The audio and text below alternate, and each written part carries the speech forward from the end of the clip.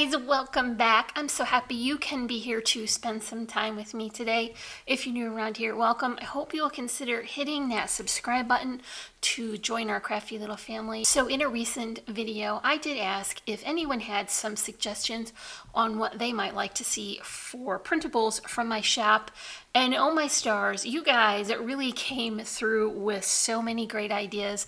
I got them all written down. I'm going to work through them all. But first I wanted to start with my Halloween one, of course, because you all know my Halloween series is coming up here in September. So this is one that was top priority for me and most requested as well from you guys. So I know you guys are excited about this too. So I got this printed out. For all my projects today, I am going to use only one printing of this download, and I am going to open the file in a Word document. I'm going to print it exactly as it was designed. So I didn't crop anything. I didn't create duplicates of anything. It's just exactly how the file was intended. So here this is, and everyone will ask, I always have to bring this down because I forget. This is the Astro Brights Premium Smooth Cardstock. This is from Nina, and I use this for all of the printing that I have. My printer is a LaserJet, and I do not remember the numbers for it off the top of my head, but I'll drop them in the top of the description because I know someone will ask.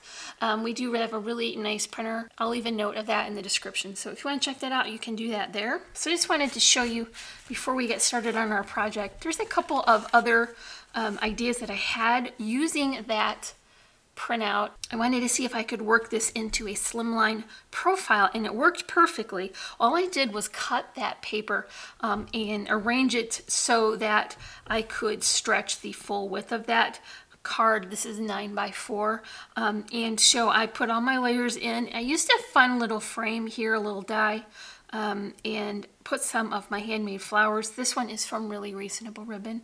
I finished it off with twine and some charms and a couple of vintagey buttons and sequins. So now I'm so excited because I know I can use this print to make a slimline profile. I'm going to try it again with the mini slims and see how I can get on with those. So originally it's designed to create an A2 size card, and you do not need to put matting on, as I have. The paper will be 4 1/4 by 5 1/2, so it will stretch the full size of the front of the card. But because I like to have cardstock layers, I did clip mine down just a little bit. So I added black cardstock and then cut my pattern paper to fit within that. So I did pick a couple of fun dies out of my stash. One has just a fishtail banner shape. This one is more of a pennant shape. And then I did create these flowers that go along with it. For the vintage image itself, I had a little inside scallop circle, and I used that as a bit of a frame, and I popped that up so this little card could have a little dimension, and I put a little stickles on there. I'm not sure how well those show up, but I did finish it off with all my usual trimmings like sequins and this bow. So the card itself can be finished without cardstock and still fit the A2 size profile. And then I thought it would be fun to flip that on its side. These are a similar card, but I wanted to see what a landscape orientation would look like, and I think this is really fun as well. Same elements from the original card, but this time I added a white doily, and I thought that would break up a little bit of those dark colors just a little bit. And then I used my dovetail die to cut those fun strips out. And then of course I finished it with a spooky spider web charm.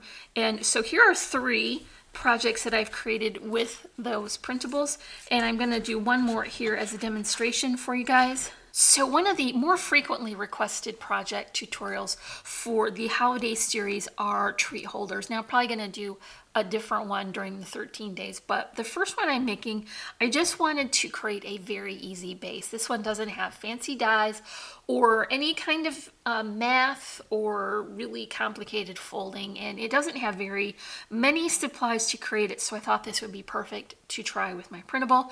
And so I've only got 2 pieces of black cardstock here. They are both 110 pound because you want them to be very sturdy. So my first piece is 4 4 by 8.5. I'm going to come in and score it at 4.5 and then also at 5.5. And this is going to create basically the shape. So it'll be a little bit taller in the back, but it'll be nice and deep. Okay, the next piece is 3 inches by 11.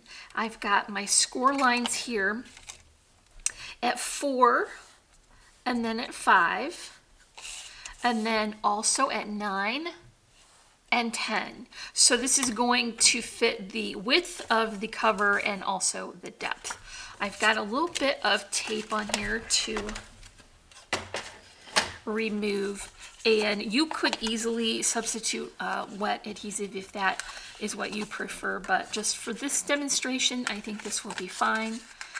And I'm going to create the inside first and then wrap that cover around. So I'll just hold this and line it up very easily. Sometimes it's harder to see with that dark cardstock, but remember I've got that little piece in here also all set with my tape. So I'm going to add that here to the corner as well, and I don't know how well that shows on camera, but it's hard to see in real life, so just make sure to get that lined up. Okay, so here is my 3rd time attempting to get this lined up, and it's always a little bit difficult on dark cardstock because there isn't any contrast.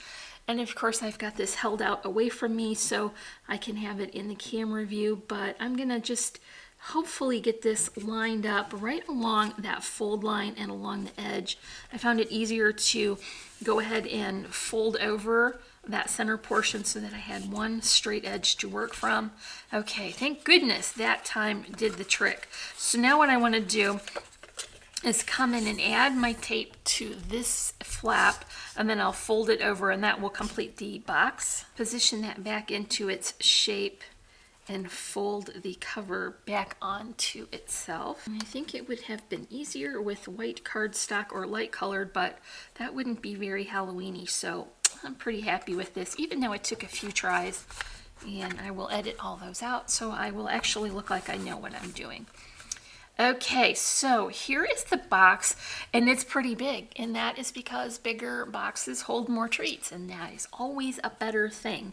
So what I want to do is take my printable and cut it down to size. So I've got the back portion here. This is just a really sweet little check. It's black and off-white, so it does have a really nice vintagey appeal to it. Also, adding my printed paper over this is going to help keep all of those layers together. So I'm just going to press that in there, and this will line the box, and you can see that strip on the top. And I also want to include the small journal card here just as a little added detail to the back portion. So I cut this down just a little bit because I wanted more of that check to show, and I just sort of eyeballed that as I put that in. So I'm going to put that other pattern, the layering pattern, on the cover. And I'm going to hold this up to myself because I'm having a difficult time getting things lined up on these darker colors. Okay, so now I've got that secondary layering pattern on. I'm going to top it with another strip of that plaid, and I'll just go ahead and line that right on up to the bottom. Okay, I went ahead and die cut a small doily from the black cardstock. This was a terrible idea. It took me forever to poke all those little holes out, but I think it looks really cute. It was definitely worth it, but beware, some of the papers do not die cut as easily as others, and this one was quite a little bit extra work. Now I've took that other check pattern, I cut it in half, and then I ran it through my die cutting machine twice so that I could get each side have that fishtail shape. And I'm going to add this here and disguise the cut edge underneath the other layers. It wasn't quite wide enough to fit the distance between the outside of the box. So I'll just go ahead and line it up here with the cut edge of our first check pattern, and then that will be disguised underneath these next layers. So I've got 2 tag shapes. One of them was the neutral layering element, and I'm going to add this fairly close over here and more toward the top. I've only put my tape there just at the lower section so I don't have any of the sticky bits exposed. I'm going to put that here. Now I'm going to top it with the other tag shape. This is the focal image. I'm going to bring this down, offset it just a little to the right hand side and just a little bit lower. I went ahead and finished the tops of my tags here with an eyelet and a little bit of string so that it had a little extra detail. And here is my sentiment. So I've got that just ready to add right to the bottom.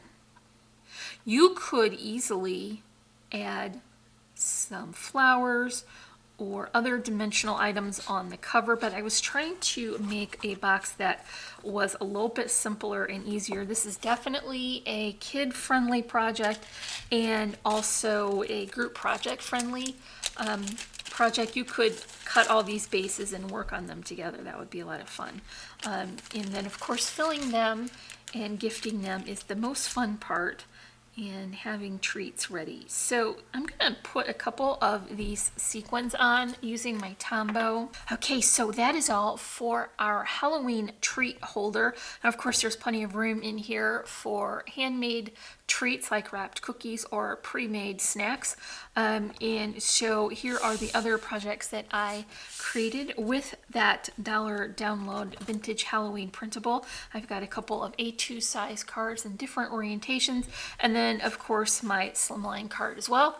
If you are interested in checking out that printable, I will leave the link for it at the top of the description. And you can also find links there for social media sites. If you enjoyed this tutorial, make sure that you leave me a comment and give me a big thumbs up. And for today's question of the day, because we live in the country, we do not get any trick-or-treaters at all, but I'm curious to see how many you all get, so let me know that in the comments. If you're not already, I would love for you to subscribe, and as always, I'm wishing you a happy and productive day, and thank you so much for watching. Bye.